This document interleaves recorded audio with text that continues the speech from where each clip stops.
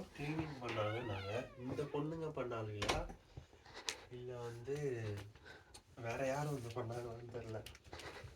Floor க்ளீனிங்னா வெளியிலையா? வெளியிலையா? இல்லை இல்லை இங்கே தான் கிச்சன் ரொம்ப அழுக்காக இருக்குன்னு க்ளீன் பண்ண மாதிரி இல்லை. ஆள் வந்துருக்க மாட்டாங்க, எவ்வளோ பண்ணியிருப்பாங்க.